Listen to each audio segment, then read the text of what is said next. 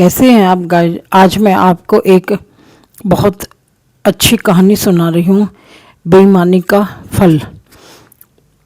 एक गांव में एक माँ और बेटा दोनों रहते थे और वह बहुत गरीब थे और वह जैसे तैसे करके अपनी गुजर कर रहे थे।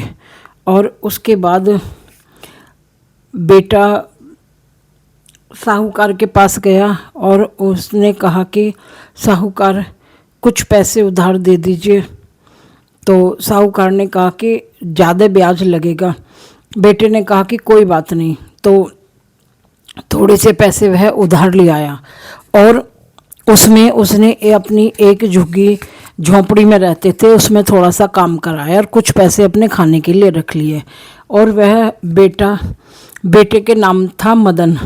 मदन के पास ज़मीन भी नहीं थी। वह अपने वह औरों के खेतों में से घास काट कर उसे ही बेच देता था। तो जो पैसे मिलते थे उसमें अपना घर चलाता था। एक बार वह घास काटने जा रहा था और अपनी रास्ते में उसको एक साहूकार मिला। वह कहने लगा कि अरे मदन, कहाँ जा रही हो? उन्होंने कहा कि मैं सरकार मैं घास काटने जा रहा हूँ और माँ खाना बनाएगी, घर में आज खाने को लिए कुछ भी नहीं है। तो साहूकार ने कहा कि मैं तुम्हारी इसमें कुछ मदद कर सकता हूँ। तो उसने कहा कि बताइए कैसे, आप तो भगवान के रूप में आए हैं। और उस साहूकार ने कहा कि मैंने कुछ गायें पाली हैं और तुम उन गाय के लिए रोज चारा ला के दो और मैं तुम्हें उचित दाम दूंगा। मदन खुश हो गया और मदन खुशी खुशी से खेतों में गया और वहाँ से घास काट कर लाया। घास काट कर एक गट्ठर लेके आया था और लाकर माँ ने कहा, माँ बाहर खड़ी इंतजार कर रही थी। माँ ने कहा बेटा आ गया? उसने कहा कि हाँ माँ। कहने लगे कि लो थोड़े पैसे हैं और आप खाना बना लो और अपने पास रख लो। उसके बाद में मदन और उसकी माँ दोनों सो गए। वो माँ चारपाई पे सो रही थी, मदन नीचे। और ऐसे जब वो गहरी नींद में थे तो रात में आंधी तूफान आया और बारिश आई तो उनके झुग्गी झोंपड़ी में पानी टपकने लगा और ठंड के ठिठुरन की वजह से माँ को बुखार चढ़ गया। जब माँ की कपकपी की आवाज़ सुनी तो मदन की आँख खुल गई और मदन ने उठकर देखा, माँ के पास गया तो माँ बहुत तेज बुखार से तप रही थी और वह परेशान हो गया और कहने लगा कि माँ तुम्हें बुखार कैसे हो गया? तो माँ ने कहा कि मुझे ठंड लग रही है। और वह फिर दोबारा साहूकार के घर गया। उसने कहा कि साहूकार मुझे थोड़े से पैसे दे दो, मेरी माँ को बहुत तेज बुखार है और मैं अपने दवाई लेके जाऊंगा। उसने कहा कि अगर तूने 15 दिन में ये पैसा ब्याज समेत ना लौटाया तो मैं तेरी झुग्गी झोंपड़ी पर कब्जा कर लूँगा। उसने कहा ठीक है। और वह दवाई लेकर अपने घर चला गया और वहाँ जाने के बाद में उसकी ने अपनी माँ को दवाई दी, वह माँ ठीक हो गई। उसके बाद उसे एक उसका दोस्त था मदन का, उसने कहा कि तू समोसे का काम क्यों नहीं करता?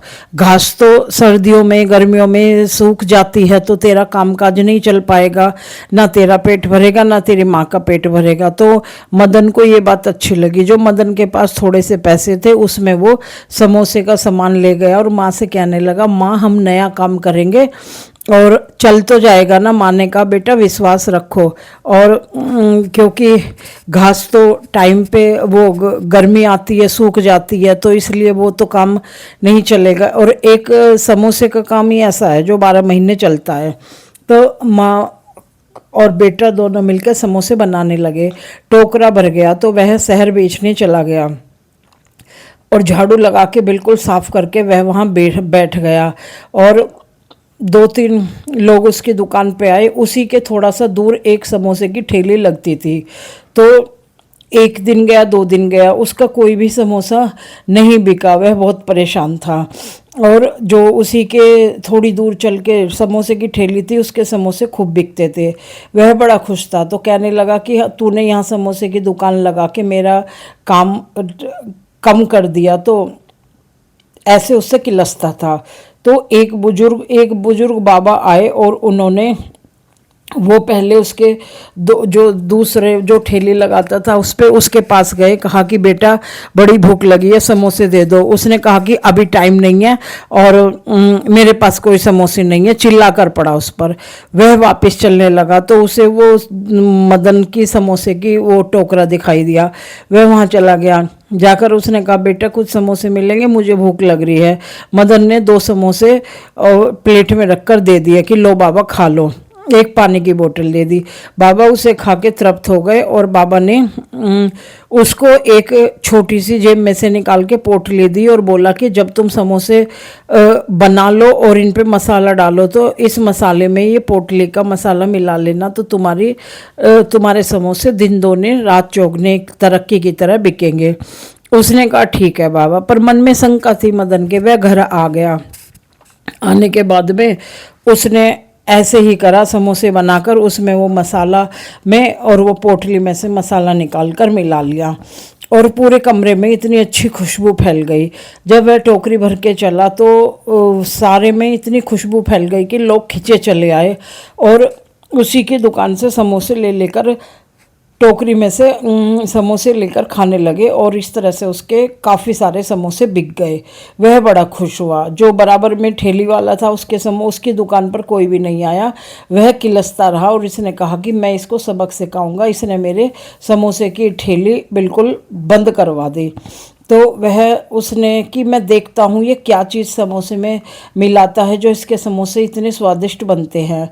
तो वह उनके जब वे रात में जब वो समोसे बना रहे थे उनके ऊपर मसाला डाला तो देखा कि मदन की माँ ने एक पोटली निकाली और उसमें से मसाला उस मसाले में मिला दिया जिससे इतनी खुशबू आती है।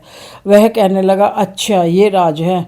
तो वह चुपचाप अपने घर चला गया और अगले दिन मदन समोसे लेकर गया। उसके फिर सारे समोसे बिक गए और वह बड़ा खुश रहने लगा।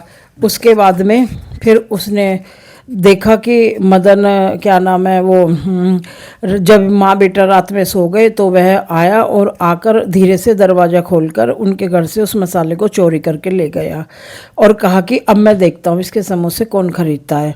उस तरह से वह अगले दिन समोसे बनाकर और उसने समोसे में अपना वो मसाला मिलाकर और बड़ा खुश हो रहा, कह रहा कि आज मदन के समोसे नहीं बिकेंगे, मेरे खूब बिकेंगे। तो समोसे वाले समोसे खाने के लिए एक दोस्त की ठेली पर आए, कहने लगे बड़ी गंध आ रही है और ऐसे कैसे बनाए हैं। तो उसे भी गंध आने लगी। वह बड़ा परेशान हुआ और वो चुपचाप बैठा हुआ था। फिर भी उसकी दुकान पे कोई ना कोई आ ही रहा था क्योंकि समोसे ठीक थे तो, और उसके मन में कोई पाप नहीं था। और इधर इसके हाथ से वो पोटली नीचे छूट गई और वो मिट्टी में मिल गई। बड़ा परेशान हुआ। थोड़ी देर बाद कहने लगा अब देखता हूँ। उसे अपना नुकसान हुआ उस बात का दुख नहीं, लेकिन उसकी दुकान नहीं चल रही उस बात की खुशी है। तो देखा उसने कि कढ़ाई पलट गई और धीरे से उसकी ठेली उसी के सामने देखते देखते जलकर राख हो गई। वह बड़ा परेशान हुआ, सिर पकड़कर बैठ गया। तो उधर उसने देखा कि उसके समोसे अब भी बिक रहे हैं और वह फिर उसके पास गया और जाकर उसके सामने हाथ जोड़कर बैठ गया।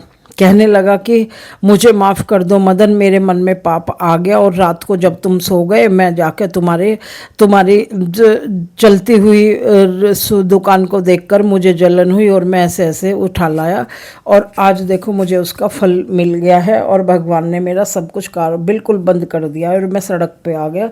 मेरी ठेली मैंने कर्जे से ली थी वो भी जलकर राख हो गई, तो मुझे माफ़ कर दो। मदन कहने लगा कि चलो कोई बात नहीं है, मुझे तो पता ही नहीं है, लेकिन माँ ने ढूंढी थी तो उसे मिली नहीं। तो दोस्तों कहने का मतलब ये है, इस चीज़ से हमें क्या शिक्षा मिलती है, जब जब हमारे भाग्य में जो जो होता है वो तब तब ऐसे ही होता है और जो हमारे भाग्य में हमें मिलता है उसे ही हमें स्वीकार करना चाहिए। लालच से किया गया कर्म, लालच से किया गया काम कभी भी सफल नहीं होता। तो इसलिए कभी किसी का मन नहीं दुखाना चाहिए और जो हमें मिल रहा है उसी में हमें संतुष्ट होकर भगवान का शुक्रिया अदा करना चाहिए। तो दोस्तों कैसी लगी आपको कहानी? अगर अच्छी लगी तो प्लीज़ लाइक और सब्सक्राइब कीजिए। मिलते हैं अगली कहानी के साथ।